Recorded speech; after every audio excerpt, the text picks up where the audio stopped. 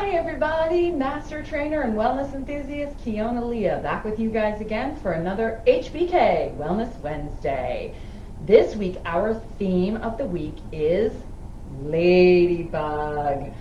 I was on vacation last week, that's why you guys got a nice pre-recorded video, and I did some eating, I did some enjoying, I didn't necessarily do all the sleeping, so I kind of spread in the middle like a ladybug, even though for all these years I've been saying I'm not a ladybug anytime somebody sees me in my little ladybug T-tap tee. But for those that are ladybugs, and if you don't know what that is Teresa Tapp always used to say, as women reach that menopausal age, they start to spread in the center like ladybugs. So for those women who have been through or are in some stage of menopause, you guys are really familiar with the sleep disruptions that can happen as a result. But if we think about it, this can become a spiral in many ways. Estrogen is one of our very powerful hormones that provides us with good sleep. It helps us fall asleep faster, and it helps us stay asleep longer and more deeply. So this is a very important hormone, and as soon as our levels start getting out of whack, we will start to experience sleep disruptions. It's one of the reasons that researchers say women are easily 50% or more likely to have sleep problems than men because of the fluctuations of our estrogen. And it's not just, of course, during that ladybug time of our lives, but when women are pregnant, same thing happens. There's a lot of disruption. The type of estrogen switches over from estradiol to a different type, and unfortunately I've forgotten what it is.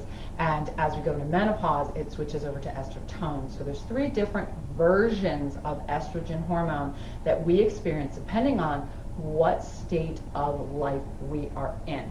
That is super important to understand, because it helps us really realize that no, we're not crazy when we start having these problems.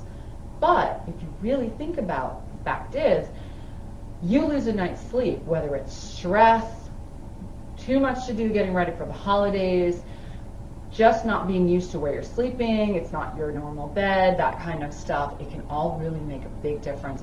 And that will start that lowering of the estrogen cycle, which then causes us to not be able to sleep, which causes us to have lower estrogen, and on down it goes. One of the other big things that is very important about estrogen is it is one of the hormones that aids our body in absorption of magnesium. Now, magnesium is extremely important within our neurotransmitter network of hormones as well. So don't forget, estrogen, progesterone, testosterone, those are not the only hormones in the body. We have about 50. And melatonin and serotonin, these are other ones. Melatonin in particular is heavily reliant on magnesium to actually be able to help us sleep deeply as well. And I remember when Teresa Tapp came out with the Ladybug workout, and she came out with all things Ladybug related, one of the supplements that she was really big on at that time was melatonin. It was a sublingual spray, and all of the ladybugs were buying it up, and of course, as a good, dutiful T-tap trainer and learner at the feet of Teresa, I bought some as well. Didn't notice a darn thing. Of course, when you're like 30, it's a lot harder to notice the difference of using melatonin than maybe I would actually feel that difference today if I went back and tried that supplement again for my sleep, but I still generally pretty knocked out once I get there, although my cats have other ideas. So magnesium supplementation is a really great way to help balance this out and give us some really good quality sleep. I actually take a lovely supplement right before bed. It's a powder. It doesn't taste great. It is not Natural Calm. It is a different one. It is called Tri-Salts, and I'll put a link below for the type. It is extremely inexpensive. It's actually even less than the Natural Calm, which is what originally I started taking under Teresa. This one is recommended by my nutritionist, and it has a lovely balance of magnesium, calcium, and potassium. That blend in a really balanced dose is awesome. I take about a half teaspoon, which is the equivalent of about 500 or so milligrams of magnesium right before bed, and it helps a lot. For me, if I take magnesium any other time during the day, I tend to get that ladybug upset through here, and that does not feel good. Take it right before bed, I get to sleep right through it. So magnesium is one of those great ways to help our body help itself get that good sleep so that we can get all of what we need in order to allow the hormones of the body to balance themselves back out and reset overnight. What are some other ways? You guys make sure and comment and let me know, because I only have a couple more suggestions for you. The first one, or two, however you'd like to think about it, is having a routine.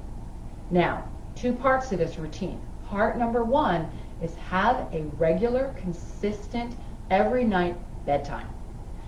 Personally, this is a completely foreign concept that I do not understand whatsoever, but I know the people that do it, I know the people that have disciplined themselves to do it, have found so many benefits to actually doing that. Not only being able to prepare and unwind and fall asleep faster, stay asleep longer, they definitely saw hormonal shifts, they saw ability in their moods, their stress levels, their resiliency, both emotionally and physically the next day, getting more out of their workouts. It is really a very, very important piece of it. So do as I say, not as I do, as far as going to bed at a regular hour.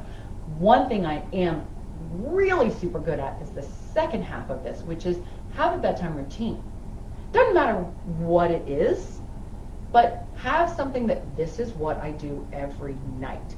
For me, I actually take a shower at night at the end of the day. Part of the reason for that is I do tend to get cold feet, in particular, very easily. Any time of the year, having a nice shower warms me up, and then my feet aren't cold. I have tried and tried more than once to go to bed without taking a shower. My feet are cold, and I lay there awake, kicking my feet because I'm so cold, and sometimes socks don't do it if you really get cold, especially these winter months. So that's one thing. I wear contacts, so I have to take those out. Of course, I have my whole facial routine of serum and the oils and the creams and all that good stuff. I also braid my hair right before bed. So I have a very set kind of routine, and of course brush my teeth before bed. What else could you put in a routine? Reading, light stretching, meditation. I have gone in and out of doing that, and one of the other things that I will do, it's not part of my regular routine, but oftentimes through my meditation practice that I did for several months, one of the other things I will do is as I lay down, I just start to count my breaths in and out, in and out. And I can tell you, it is rare that I get to 20 breaths before I am out. So that can be a nice part of a routine as well. Of course, you guys have seen my videos on blue blockers, dampening down that blue light that is coming in to the body, which is an artificial source of keeping our cortisol levels up. So blue blockers, I've shown you guys those. There's a whole nother video. I'll make sure you've got the link for that as well. And if you don't, and you want to turn your screens off, you want to turn them off at least an hour or two before bed, not eating right before bed. Many, many studies have said no less than 3 hours before bed is when you should stop eating. Some studies suggest even longer. So what are some other ideas you guys have about how to unwind without having to pop any other pills besides magnesium and have a nice night's sleep? Comment below, let me know. Of course, we're always looking for topics. I've got some questions about diet that I may be answering next week, but we'll see. They haven't gotten back to me, so it's still up in the air for anybody. In the meantime, I'm Kiona Leah. Don't forget to like, share, and subscribe. I want to see you move, live, and thrive, so I'll see you on the next one.